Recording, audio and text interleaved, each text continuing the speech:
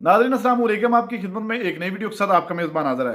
नाज़रीन, पूरे पाकिस्तान में इस वक्त एक ही शोर मचा हुआ है, तरमीम तरमीम तरमीम। नाज़रीन, वक्ती हुकूमत अपने इक़्तिदार को बचाने के लिए तरमीमें करती जा रही है। अब 26 के बाद 87वीं तरमीम का मुसद्दा तैयार, जिसको लेकर आज सीनियर साफ़ी अबसार आलम कहते मुस्लिम लीग नवाज का रहनुमा मुसद्दक मलिक चढ़ गया। नाज़रीन, बड़े कमाल और बड़े उम्दा किस्म के सवालात अबसार आलम ने किए। एक दफ़ा वीडियो मुलाज़ा फरमाएं, फिर इस पर मुकम्मल तफसील आपके सामने रखते हैं। हमें ये लगा इस 26वीं तरमीम पे कि ये चीज़ें एड्रेस कर ली जाएंगी, तो लेकिन अब जो सिचुएशन सामने आई है उसमें लग रहा है कि ये अभी नहीं हो पाया।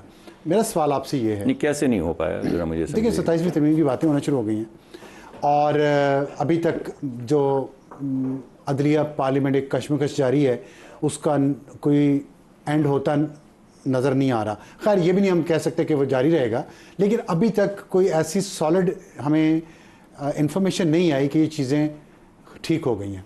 तो मैं आपसे ये पूछना चाहता हूँ, आपने नॉर्डिक कंट्रीज़ का जिक्र किया, अमेरिका का जिक्र किया, हमारे मुल्क में ये जो बुनियादी जस्टिस की चीज़ें हैं इसमें क्या रुकावट, आप मेन रुकावट क्या देख रहे हैं आप इस वक्त? देखिए अदलिया अपना काम कर नहीं पाती। मतलब अगर आप देखें कि कितने मुकदमात रहते हैं या ग्लोबल रैंकिंग कहाँ पे गई है, मगर वो एग्जेक्टिव का काम और पार्लियामान के काम में ज़रूर कोई ना कोई मुदाखलत तो स्ट्रॉन्ग वर्ड है, मगर कुछ ना कुछ करती रहती है जो उस डोमेन में नहीं आता।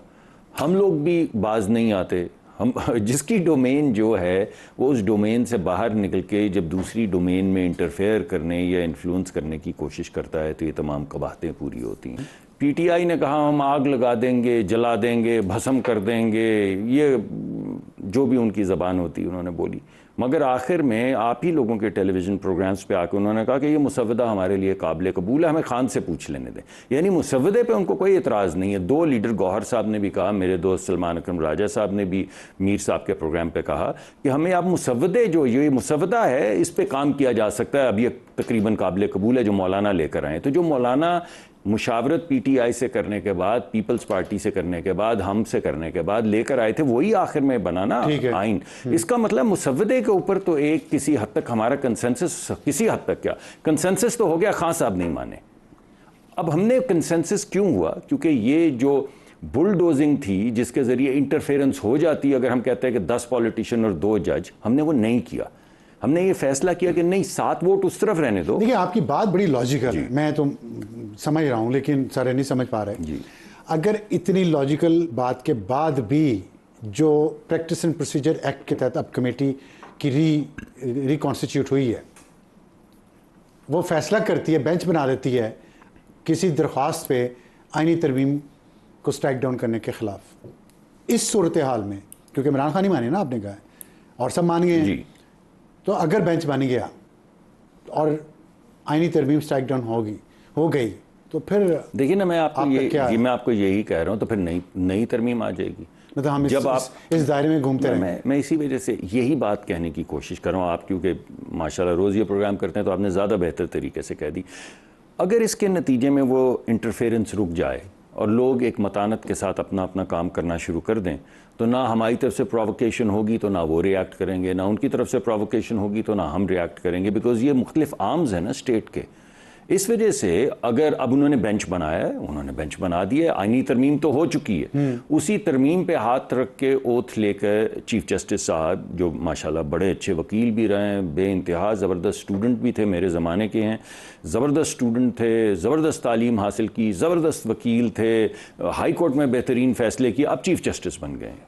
अगर इसी मतानत से वो जो उनकी पुरानी बैकग्राउंड है वो सिस्टम को चलाते रहेंगे तो सिस्टम सेटल होना शुरू हो जाएगा। लेकिन अगर कहा जाए कि अच्छा आपने तरमीम की, हम तरमीम उड़ाते हैं, तो फिर हम दोबारा से तरमीम करते हैं, फिर आप दोबारा से तरमीम उड़ा दीजिएगा, फिर हम दोबारा से तरमीम कर लेंगे। हमारा हक तरमीम करने का आइन में, कानून में तो आप नहीं ले सकते ना भाई, ठीक है। जिस तरह हम उनका फैसले करने का हक नहीं ले सकते, वो आइनी और कानूनी तरमीम करने का हक हमसे नहीं ले सकते।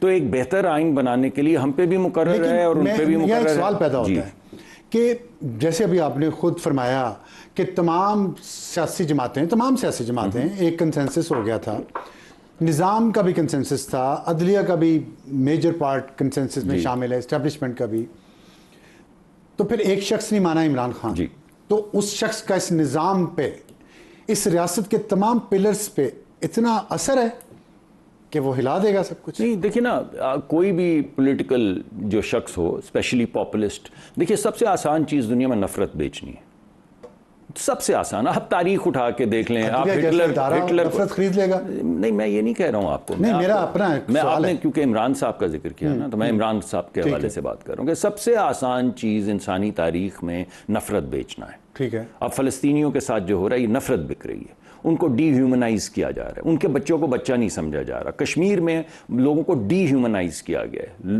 بچیوں کی سروں سے چادریں اتاری گئی ہیں، تو ان کو پہلے چادر اتارنے سے پہلے ڈی ہیومنائز کرنا پڑتا ہے. تو جو پاپولسٹ ہوتے ہیں ان کی مہارت ہوتی ہے ڈی ہیومنائز کرنے میں، کہ یہ عورت کوئی عورت ہے، یہ تو اپوزیشن کی ہے، اس عورت کی تو جو مرضی کر دو، باتھ روم کے اندر کیمرے لگا دو، اس کے متعلق اس طرح کی باتیں کر دو، یہ کوئی عورت تھوڑی، عورت تو وہ ہے جو میری ہے، جو پاکیزہ ہے، یہ تو باقی ساری پاک باز خواتین نہیں ہیں.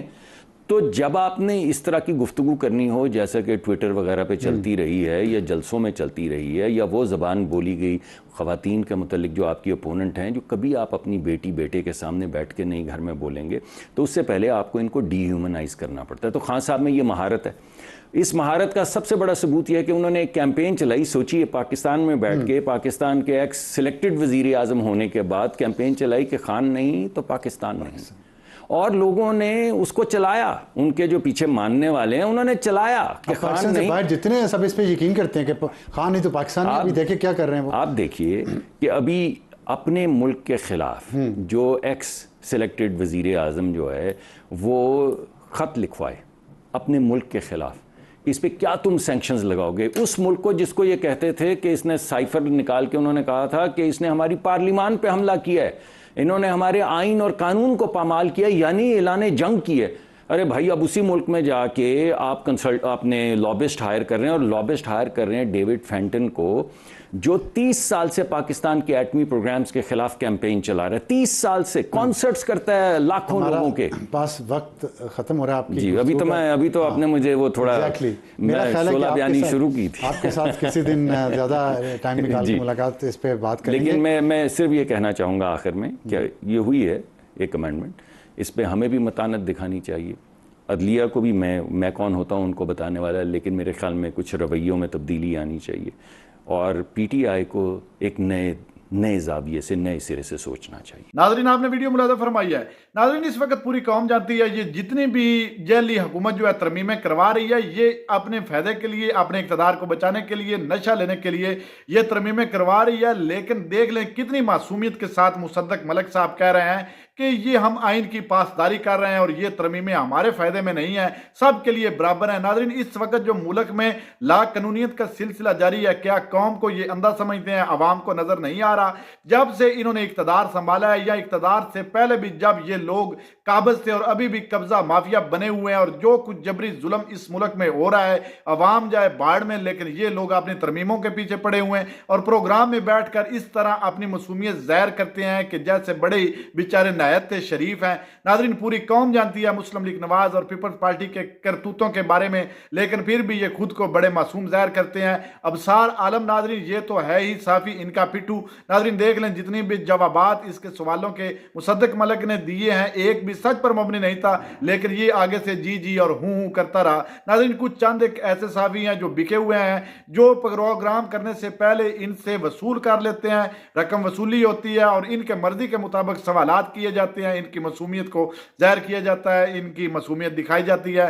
ناظرین، یہ جو بھی کر لیں، جو کچھ بھی کر لیں، اس وقت پوری قوم عمران خان کے ساتھ ڈٹ کر کھڑی ہے، اور انشاءاللہ تعالی بفضل خدا عمران خان سرخرو ضرور ہوگا. ناظرین، آپ نے ویڈیو ملاحظہ فرمائی ہے. اس ویڈیو کے بارے میں اور ان دو اشخاص کے بارے میں، ابصار عالم اور مصدق ملک کے بارے میں آپ کی کیا رائے؟ کمنٹ سیکشن میں قیمتی رائے دیجیے، اور اگلی ویڈیو تک اپنے میزبان کو دیجیے اجازت. اللہ حافظ.